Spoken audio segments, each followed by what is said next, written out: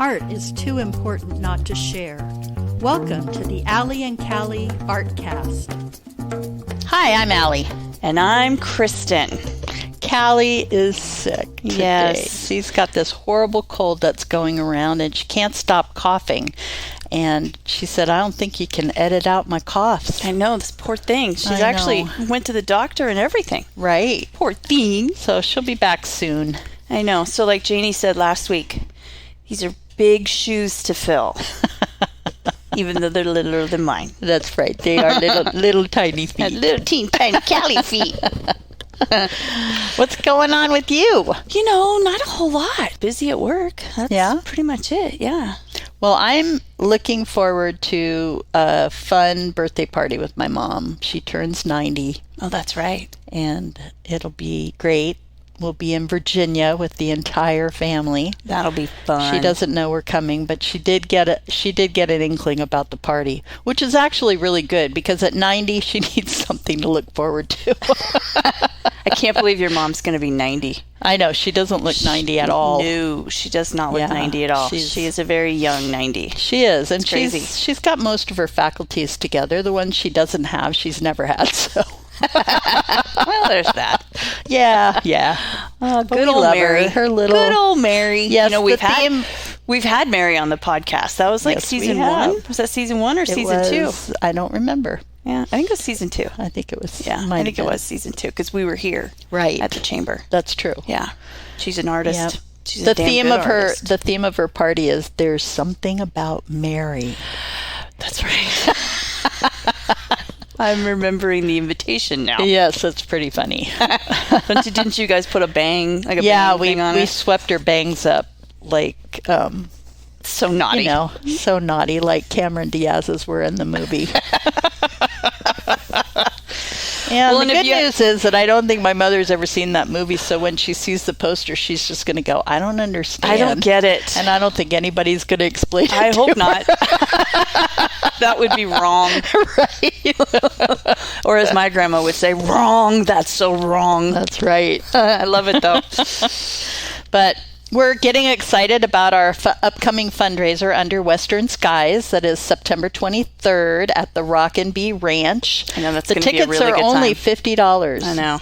And it's a full dinner, great time, lots of art, lots of music, and boot stomping good times. I know, and if I remember correctly, aren't there going to be like some, I don't want to say costumes, but like Western outfit contests? Yes. In fact, I think we're going to do something that's kind of Yellowstone-ish. Like come in your best Beth and Rip? Yes. I love it. I think that'll be fun. I love it. Yep. I can't wait to try to dress up like Beth, and it's probably going to fail miserably, but you know, it's whatever. It's the flowery dresses with you know, some cowboy boots. Yep. That's how she dresses. Yeah. Thick eyeliner. I think my hair. boots will fit that theme perfectly. Yeah. They look kind of Bethy. Anyway. Or she does have one outfit, maybe I won't ruin it for the rest of the world, but there is one outfit where she, like, it's this shimmery, almost like lingerie top thing. It's really short and a fur coat. Oh. And I think she had cowboy boots on. Oh, probably. It was very Tenenbaum, Royal Tenenbaum-ish of her. She's good. Well, we have Ben Drake here visiting with us today, and we invited Ben because he started a sausage company. Thanks for being here, Ben. Thanks for having me. What made you want to start a sausage company? Well, it actually was kind of born out of necessity than more of the want or the desire, but we're happy that we've opened it. Mm-hmm. So, you know, Jen and I, my wife Jennifer, opened the Crown and Thistle back in 2019. Which is an amazing place. If you have not been there, you have to go. I agree. Yeah, and we'll get into the pub here very soon, but right. And we and I started making sausage 3 years before that. I just sat as a hobby. Mm-hmm. It was my birthday in 2016, and Jennifer had no idea what to get me, and so she bought me a sausage grinder. the Megaforce 3000, which I still own to this day. It's broken. I destroyed that thing. It did not last too long. And then a book on making sausage. And that's just because I had always shown a desire and interest to want to make sausage, and she thought I was crazy. But then it came to a birthday where she didn't know what to get me. She says, I'll do this, and ended up with... where I am today somehow. But started making sausage as a hobby. Then we started making it for the pub for our bangers and mash. And then, we were only open for 10 months before the pandemic hit. Right. And to try and make ends meet, we decided to start. No pun intended. Yes, exactly. I was getting it. So much fun. Sorry, I could. There's a lot of fun. There's a lot of pun in the sausage business. I bet there is. But yeah, we decided that we'd sell sausage to go for people to take home and cook, and that's kind of how we kept, paying the bills through the pandemic. And then after we were able to reopen the pub, people just kept coming in and wanting to buy sausage. And then other restaurants started asking, hey, we want to start buying your sausage. And the pub's kitchen is pretty small, and so our limitations were there, and we decided that never forget, I was walking into the pub and I saw, Abby's Ice Cream was going out of business. I heard they retired is what I was informed, and I saw the space was open, and I immediately went and found who was in charge of that building, contacted the landlord, and got signed up just as fast as we could. Right. The perfect space for us. And absolutely, right across the street. Yep. So I had to do just a little bit of work. It wasn't too difficult, but it's definitely, location's fantastic for us, just how close we are to the pub, and just the ability to have the wide open space to expand a little bit and kind of handle the business now. Love it. That's so great. So one of the things I love about the bangers is the unusual flavors. Correct. Yeah. So, I guess I'll say that we call ourselves craft sausage makers, which is kind of unique. And it's caused a little, not problems, but it's caused some difficulties because in opening up the sausage shop, we're actually USDA inspected. Right. Oh, right. So we had to go through all this governmental paperwork and documents, and we actually have an inspector that shows up every day we make sausage. Oh, really? Yep. So they sit there and they make sure that we're following our programs. Right. To ensure that it's a safe product since we sell it wholesale. Right. So there's a lot of stuff that we used to make that has kind of, hit that red tape where it's like, okay, well, we can't make that one anymore. Not because the ingredients were bad, it's just that you can't track where every ingredient comes from. And that's kind of the big thing right now. Oh, interesting. So yeah, I used to work with some local restaurants around here for buying some of their sauces to put in the sausage. And we just can't do that yet unless that restaurant will do like a letter of guarantee or, will tell us exactly what's in there. And a lot of them don't want to give away their secrets. Right. But with that said, we still have a ton of fun. We have like your traditional sausages like a bratwurst, and we do a kielbasa. But like, for example, this week we have, a chicken pesto stuffed with Parmesan cheese. Yum. We have a pork sausage that's with Cholula hot sauce and a walk-in cheese, which is a Mexican string cheese. Last 2 weeks, we actually had to make it a few times because it's so popular. Wow. There was one that was called the side chick. And this is, and by the way, my wife Jennifer names every sausage. Does she? She gets to name every single one. I can maybe give, maybe, I'm not sure, but no, they're definitely every sausage she names. And the side chick came up. It's I can't even. I know. Well, it's we based it off of a Nashville hot chicken sandwich. And just so you know, Nashville hot chicken sandwich, fried chicken, Nashville hot sauce on there, pickles. And I despise pickles. I hate pickles. And I said I would never put pickles in a sausage. That seems very weird. And Jennifer was like, no, this is how it's going to be. It needs to be this, this, and this. And I did it, and it's lovely. I couldn't stop eating it. People couldn't stop eating that sausage. It sold so fast. So the pickles are actually in the sausage? In the sausage. Actually, to me, that sounds amazing. Yes. It was crazy. Weird. Yeah, pickles, and I had pepperoncinis, and we had the green onion in there. That one, I actually had somebody this last week approach us and for her bachelorette parties asked if we could make it for her party. So we're going to probably have her come in and work with Jennifer and I and making the sausage for her bachelorette party, which would be a lot of fun. I love this idea. Yeah, but there's a lot of crazy ones. I carry this little black book around because we have about 100 different recipes. Is that right? So, some of the other, I can actually look here, some other fun ones we've had, Sugar Daddy. This was a pork sausage with a brown sugar bourbon seasoning in there and cheddar cheese. Apple Jacks, apple serrano peppers, pepper jack cheese. Some of them are getting kind of complicated because I love using a lot of ingredients like sriracha or some of these My Ploy chili sauces, and they're just not making those right now, so it's a little bit tricky. But there's one called Banger Don't Marry Her. Oh my God, Jen came up with that?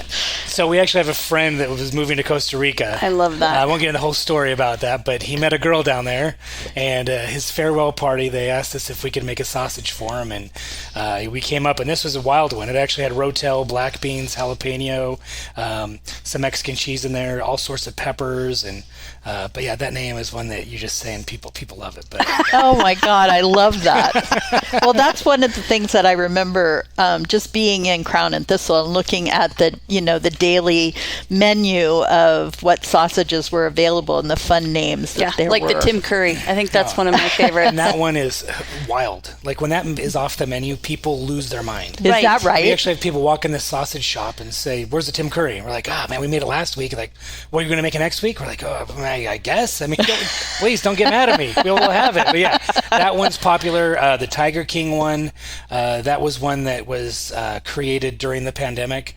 We were like, well, we have all these sausage recipes. We have to create one just for, the sake of selling it while we were closed. And, there's a Netflix show, The Tiger King. Yeah. Right. And, which was probably really popular during the pandemic. It definitely was. I think it was. That's when it was popular. Right. Yeah. It was pretty big then. And, we picked up this sweet chili sauce and made it. I thought it was going to be a one-off. I was like, we're calling it Tiger King. This is what it's going to stick. Yeah. And I actually have phone numbers in my phone of people I have to call when we make that sausage because they want it. It's definitely a crowd pleaser. Oh, Wow. I love that. Oh man, that's so fun. So if we could just really quickly get, semi-technical without giving away any secrets, but I mean, what is the process? Yeah, definitely. And I know you kind of vary between pork. Do you do pork and chicken? Yeah, pork, chicken. There's lamb. Right. We've done beef. If anybody ever wants to do anything custom, I love doing that. Like, Ooh, fun.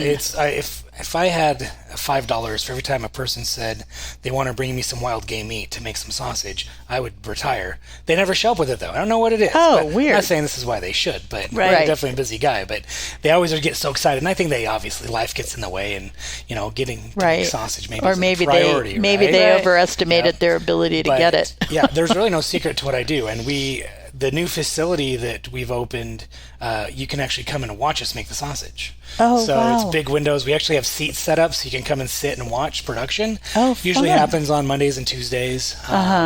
Is when we're making the sausage. And other days of the week we do it as well. But yeah, people can come in. So, we aren't a butcher shop, so we don't Right. have full cuts of meat or full animals, and we're not using scraps. And Right. first of all, that's kind of how sausage came to be. Was butchers had leftover scraps, they ground it together and made sausage. Right.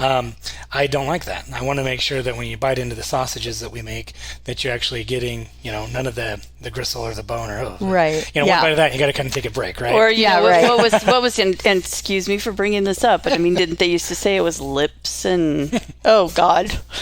There's a saying about hot dogs. It's something like that. Yeah. hot dogs? Yeah. Yeah. So none of that. Right, none of that. Right. So we actually use whole cuts of meat, and it's the there's the master ratio of meat to fat that you want, and so the cuts we pick are those ratios to make sure we have the right fat to the meat content, and we hand cut every piece. It's the right size to go into our grinder. We're not like a giant commercial kitchen, so everything's still manageable. So we actually hand cut every piece, and it really gives us the opportunity to look if there's any imperfections or bones. Then we grind it. That's the only mechanical part of the process, and then after that we actually hand mix every batch of sausage, and we hand stuff. So and hand link every single link. Oh, so wow. There's no machines that are making those sausages. It's us and our hands just Yeah. flipping it back and forth and making each Right. individual link. Oh, I can't wait to come and see. Yeah, so you have kind of your meat to fat ratio that you get just right, and you grind that, and then from there you get to create whatever you want. And you basically take, you have to have a certain percentage of it as liquid to bind it all together. Right. And that could be water, that could be cream, an egg, it can be beer, it can be wine, it could be hot sauce, it could be, we make a super spicy one where we actually blend 3 hot peppers together with water, and that's the binding itself. So, Oh, wow. and then, every sausage has salt. Like, that's just a given. Yeah. Yep, meat, salt, binding, and then you're ready to roll. Right. So, yeah. Wow, that's so awesome. And all the stuff we use, all natural, no preservatives. We don't, I had somebody come in the other day and ask, well, what kind of, it's called pink salt. It's a preservative. Like, what kind of pink salt you use? I'm like, oh, we don't. It's all natural. And so that's, part of the USDA regulate or inspection is, we want to make sure that, it's handled properly, and we give ourselves a very short shelf life on the meat as well. And we say 5 days. Right. So, once it's sold, you got 5 days to use it, and then you need to freeze it. It could go longer than that, but we want to make sure that the integrity of the product holds. And, Sure. But yeah, because it's no preservatives in there. You're not getting any nitrates, nitrites. Which any is of that stuff. awesome. So, That's, Wow. And I think that's where a lot of people are going with their food products. I think. I try to eat Yeah. as clean as possible. Exactly. So if somebody wanted to bring you maybe a cut of moose, Right.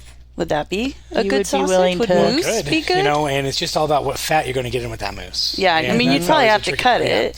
Yeah, and those are things that I can do outside of our USDA window. Right, of course. Because that's just a custom order. It's Right. resell. You can Oh, do what you want, have yes. some fun with that. But Yeah. we love that kind of stuff. We one of the favorite activities that Jennifer and I do at the pub, and it's now translated to the sausage shop, is we do a fundraiser package for local fundraisers, typically mostly for our kids' schools is what we've done it for in the past. I think we're doing it for the Boys and Girls Club this year, and it's called a sausage party. And you get to pick that sausage party. Wow. Yeah. You got to make sure to bring your side chick to that one. Bring your side chick to that one. Yeah, right.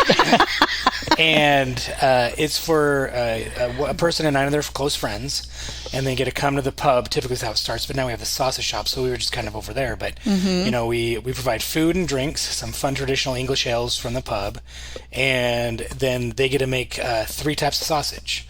They get to do 2 types that we typically make just for our current business, and then the third one we just bring in a bunch of ingredients and they get to create it. Oh, fun. And that's actually how, like the sugar daddy I mentioned, that creation was from the Sorensen auction. Oh, So it was a group of people that came in and did that package, and we started making it. And oh man, that one is that's good. time. Really Yeah, good. I haven't had the sugar Wow. daddy yet. So hey, we're gonna take a quick little break. When we come back, we're gonna learn a little bit about the pub. Yeah. great. Where's Jen? Hey y'all, it's Jason from Tubbs Coffee Roasters. We are North Idaho's specialty coffee roaster. We are homegrown and we are local. We love coffee and we love our community, especially Allie and Callie in ArtCast. We have a retail space in our roastery in Hayden, and we can also be found on the shelves at Super One and Yolks. And if you like to buy coffee online, we do offer subscriptions. You can find us at tubbscoffeeroasters.com. Support arts and culture and your local roaster. That's all. So this all came about because you've got this awesome pub, Crown and Thistle. One of my favorite nights at Crown and Thistle is when the beer choir is playing, which is so fun. I love the I big would choir. never smile so much in a night when beer choir comes. Yeah, right. I know great. Jen says it's her favorite night of the month. Love it. Well, it's such a great idea. Max is just, it's not an original idea. I think he got the idea from somewhere else. There's chapters. So beer Yeah, choir, there's chapter. chapters Yeah, around that's the right. US. Yeah. Yeah. So he, Oh, there are. Yep. Oh, I didn't realize that. Yep. Yeah. So there was a Spokane chapter he was a part of, and they kept coming to Coeur d'Alene like every 3 months. It's like, no, I want to do a Coeur d'Alene chapter. Yeah. Yeah. We're so happy he did. Yeah, I know. And he's kind of traveled around. Like, I think he started out by, what was that place out by Tuesday Morning Growler Guys or something like that. So he's kind of traveled around. Yeah. But honestly, Crown and Thistle is just, that's its home. You know what absolutely. I mean? It just makes the most sense. It I does love it. feel right. Yes. And that starts up in September? I believe so. Yes. I hope so. It's I usually wanted to keep doing it every month. So we took a break in the summer. Then Right. But it's a Wednesday in the month. I want to say Usually the mid third. something Check like our that. Facebook page. Yes, there you go. I think it's the Right. third Wednesday, but don't quote me on that. I could be Right. completely wrong. But yeah, the pub is something that I'm fortunate to be part of, and I had nothing to do with the dreaming of it besides providing sausage at this point. Jennifer and I met like 16 years ago here in Coeur d'Alene. I was working and she came back from DC and we met. And when we first started dating, we lived downtown, we worked downtown, but there wasn't anywhere we really wanted to go downtown where we felt we could sit down and have a drink and a good conversation. And if we wanted food, there was food, but if you just wanted a drink, that was just fine. And Jennifer had just come from not just came from, but she'd been at St. Andrews in Scotland and University of St. Andrews, where she went to finish her schooling. And she fell in love with the pub lifestyle there. Well, I went to high school for a bit in Germany, and I spent time over in the UK and other parts of Europe, and I loved pubs. And so, she just looked at me. I remember 16 years ago, and she goes, Coeur d'Alene needs a pub. Right. She's like, I'm going to do it. And she actually created the LLC for that way back then. Is that right? Really? Yep. So this was 2008. Maybe 2007, beginning of 2008, somewhere in there. And she created the LLC. Then the recession hit. Yeah. Then got her pregnant a few times. And so we had the kids. And then, but once our youngest kid was in some form of schooling, Jennifer was going back to work and was interviewing with places. And she's just like, nope, I don't want to work for anybody. It's time to do the pub. Right. And it just, everything just kind of lined up. So right. Started, working on that over 5 years ago, got the construction going. She was so serious about doing this pub that for years before we even opened, she had been on auction sites and buying all this furniture and decor. Our basement was full. Wow. And I just sit there and look, I was like, man, I hope we get the basement one day, And, I mean, I really wanted the pub too, but it just kept building and building. And then I'll never forget, as soon as that, started building the pub and be able to take all the stuff out of the basement and regain some of our space in our house was pretty amazing. But she was, every square inch inside that pub she designed. The bar itself, she just was scouring the internet whenever she could to be looking for a used bar for sale, because she knew if we had to build one from scratch, it was not going to be cheap. Right. And she found this one sitting in the middle of the state of Washington in an old abandoned gas station they were trying to turn into a convenience store or a convention center that originally was in Seattle. Oh, wow. At a bar there back at the late 1800s is when it was built. No. So, oh, my God. yeah, found that, got it here. I'm not going to do the story on that. If you guys want to have a fun story with Jen here sometime, bring her and she can give you the woeful stories of that bar that looks great now. But we got it here. We got it, cleaned up and restored. Because this is a mirror on it, doesn't it? Have a mirror? 3 big mirrors. Mirrors. Oh, my mirrors. wowzers. Yep. And not to I'll make it a really short story, but when we went to pick it up, the guy that was handling the purchase of it thought he could move that upper panel himself. It fell on him. Oh my God. Oh my God. Yeah, lots of blood. And and broken parts everywhere. And I've never seen Jennifer speechless like this in my life. Wow. And we just went around and collected all the pieces. And luckily a local woodworker guy here that is semi-retired took it in and made it, rebuilt it to what it is today. So it's now you can't even tell. Yeah. Well, and how's the dude? Yeah. He lived. Okay, good. He did. Could you imagine?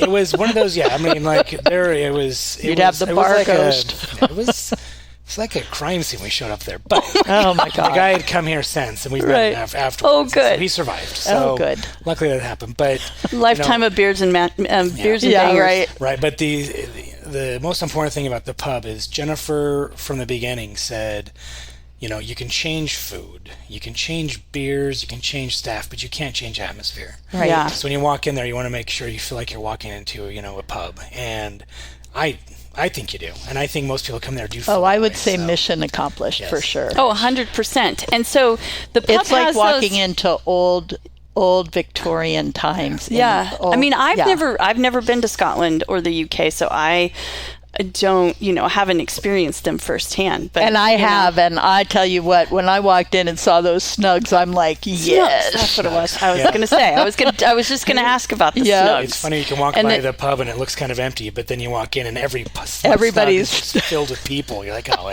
that's where you want to sit, right? That's right. The privacy, So just to refresh everyone's memories, what were the snugs for? Right. So I believe back in the Victorian times, it was disgraceful for women to be seen drinking. Mm-hmm. But the pubs still wanted to serve them, and they still wanted to drink. So pubs built snugs, and it's like an enclosed booth, and they would have either a curtain or a door.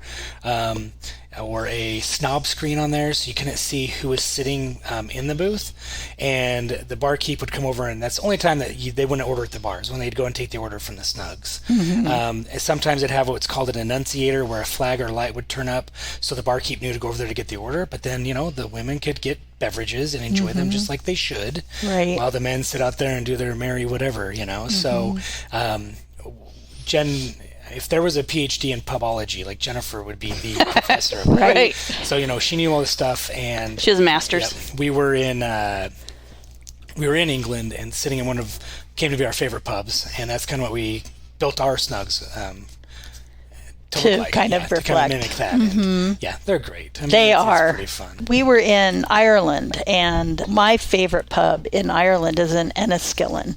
And you walk in, and there are a couple of snugs. But the story that was told to me there, because there's a little fireplace in there, there's a little table, it's like a little booth with a door on it. And they said that travelers would come, and they would want privacy. Maybe they were being hunted and they didn't want to be found. But the same kind of idea. You want to be out of the public eye, but you still want your drink. Yep. Right. When there's a lot of that tradition that doesn't always make it forward, and Jennifer really put a lot of thought into every little part of the pub. And when you walk in, if you look at the tile on the floor, there's actually an emblem that she created by breaking up tile. It says PH Patrick Hamilton, and that's something that's actually in stone in St. Andrews, where she went to the university, so there's a story about that. Oh, cool. The lounge is called the Imperial Lounge, and there's things that represent every country from England's imperial times. And even the animals on the wall that hang up there, those are from South Africa. So everything has a story in there, which I think is great. Yeah.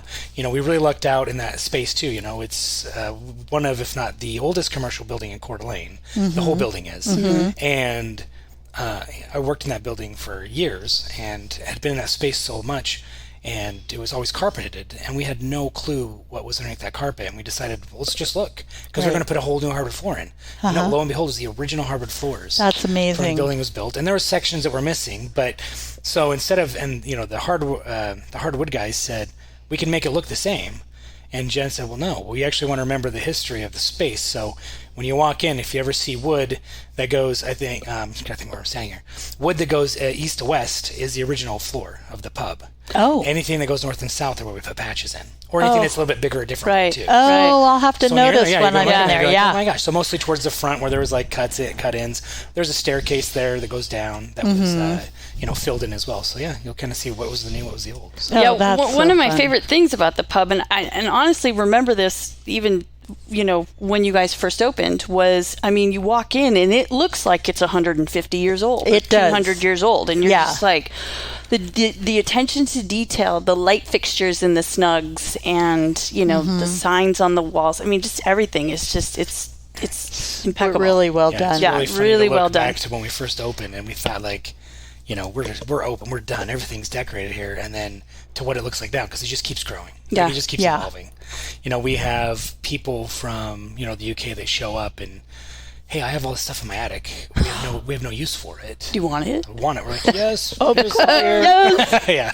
So the basement starts getting full again. Yeah, I know. Darn it. Well, they in their right mind, they have a basement down below the pub that goes out underneath Beacon even, and then Jen took us down there after the speakeasy, not this year but last year.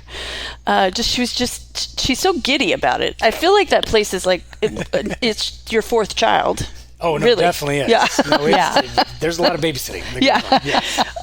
And she took us down there, and just it's just so old and dark and damp, and you go around. Wasn't it an old bank at one point? Because there's an old bank down there. Yep. There is wow. a The bank, huge. the Beacon, I think, used to be a bank. There's an old vault that's down. Yeah, there's an there. old vault, wow. big old huge vault, and it's creepy, but it's kind of cool. Yeah, that is pretty cool. It is really cool. Yeah, to know that we have an underground in Coeur d'Alene. I know, right? Well, let's get back to the sausages. Yes. What did you name the company? So it's called Gentleman's Sausages. I love that. It's had that name since I started making sausage, which is funny. So that goes back to 2016. It gets a lot of giggles. I'm going to say that right now. so many people stop by in front of the sausage shop and take a picture with our logo. And then Jennifer created a sign also says "Fine Purveyor of Tubed Meats." No, Purveyor of Fine Tube Meats since 2016. Oh, that's cute. And people lose their mind over it, right? So, but the name Gentleman's Sausages is because I'm a gentleman that makes sausages, right? Right. But it actually comes from, funny if I have it here with me, this little black book that Jen bought me in London. She bought this for me in 2015. And she gave it to me, and I was like, "A Gentleman's Notes." This is on the front of it in gold. I was like, "Oh man, what am I going to do with this book?" It's like, it was very special. It's a very beautiful, leather bound gold, whatever you call that around the pages. Yeah. Book, and I want to make sure I was using it right. And then I started making sausage, and I was like, well, this is going to be my sausage book. And on the front page, it's a silly drawing, but it actually says Gentleman's Sausage on there. Oh, wow. And with a drawing of sausage, which I did, whenever 2006, was that 9 years ago? Yeah, right. 10 years ago. And I started off just writing in my notes. This is the first sausage. I even drew a picture of the sausage because I'm a dork. And then, and I would just write notes about how it went. And I think I did that for the first 4 or 5 sausages. And it just took off from there. And I was like, I'm just going to start making my own. And so now it's just nothing but recipes. Right. Wow. And then, so that's just been the name. If we ever were going to do sausage, that was going to be the name. And it is. Yep. So now, there's some flavor. There's a difference between a Gentleman's sausage and Gentleman's sausages. Okay, I'll just say that right now. But, Okay. Okay. Fair enough. but yeah, so it's a lot of people. I remember the first couple of weeks we were open, this guy came in and he thought that we were just playing a ruse on the Coeur d'Alene Press because it had been in the tidbits for so long because it took us that long to get open.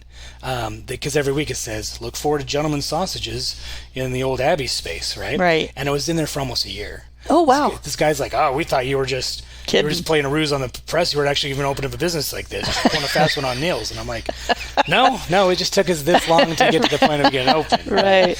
Yeah. So it's a fun name, and I still can't get Google to publish my website. I don't know why, but hopefully they'll publish it soon. It exists, gentlemanssausages.com, but I can't link it to my Google, business profile. They won't approve it. So. Oh, no. Do you think it has anything to do with the name? Google is so finicky. Right. They are. They're super finicky. Yeah. I've had people come in and thought I was a cigar shop that sold sausages. And there's all sorts of funny Right, stuff. Funny. Yeah. But, Well, I mean, But people can find you on Facebook, right? Yep. Facebook and Instagram. Same Gentleman's Sausages. So Love it. Google that, or Nice. don't Google that. So when you say you are wholesale, I mean Yes. you're not selling over the counter. So do people have to order, or can they just literally walk in the shop and buy? Yes. Okay. So I do both. Okay. So I have the wholesale business. So that's why we had to go through the USDA inspection. Right. So because we're selling to restaurants. Right. We're very fortunate to pair. Obviously we make them for the pub. We work with Midtown Bluebird. We work with Stylus. They have a fun French. It's called the French because Robbie and Krista are French. And Yes. it's an amazing chicken sausage. Radio Brewing out of Kellogg. We make them a beer sausage. Sausage using their beer and cheddar cheese. Grasso's Fine Foods. They're a new food truck that's at the Bavaria Pavilion. They picked up a sausage from us. I've worked. With so many others too. But those are kind of ones that have constant orders, and then we're working with a number of other restaurants in the market too. So wow, it's pretty fun to be able to do that. But we're there anyway. So I said, hey, why don't we do retail as well? So Tuesday through Friday from 11 to 6, people can walk in, and we have a big piece of butcher paper that has our whole menu up on it. And if you go to our website, it's updated every week. Shows what's fresh and what's frozen, and we have a whole deli counter there, so you can come and look at the product before you buy it. And like this week, we have an Italian and a bratwurst, and we have a breakfast sausage. So things that we wouldn't be able to do at the pub, right? That we have there. We typically always have some sort of a chicken sausage. It's this week's just a chicken garlic with a bunch of cheese stuffed in there, and and the spicy, Cholula one. So right. Oh my gosh. I think amazing. we might have to go to Crown and Thistle when we get done here today. We might. I'm just saying. I know. I do love bangers and mash. I do too. That's one of my faves. Yeah, mine too. Well, and the only bangers and mash I've ever had is at your place. We were in Scotland, and there was a place, and it was during my vegetarian period, and they had vegetarian bangers. Yeah. They were not as good as the sausage.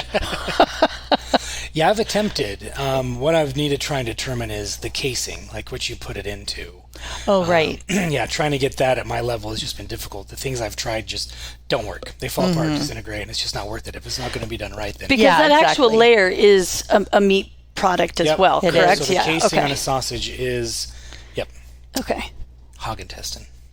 Or sheep intestine, or Right. depending on what you're making, there's all sorts of animals. But Yeah. that's how most, all sausages are that. Yeah, exactly. Not all, but a lot. Right. Yeah. Wow. The good ones. Well, Callie and I are going to have to come and do a live Facebook feed one of these days when you're actually making them. Oh, That definitely. would be really fun. Oh, that would be a lot of fun. Yeah. Yeah. That would be if we can get these guys to do a sausage party for the event, that would be perfect. That would be perfect. That could be, This is my producer brain. right. Yeah. Smart.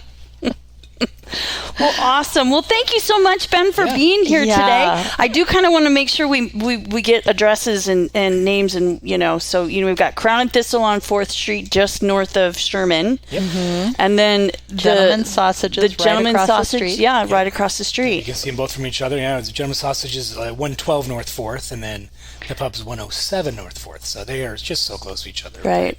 It's really perfect. Yeah, right there downtown. You can't miss us. Awesome.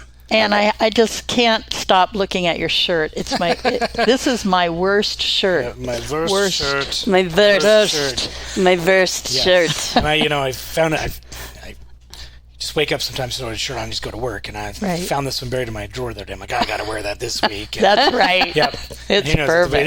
It's literally my first shirt right now. There is sausage on it. I've been making sausage on it. I love that. That's perfect.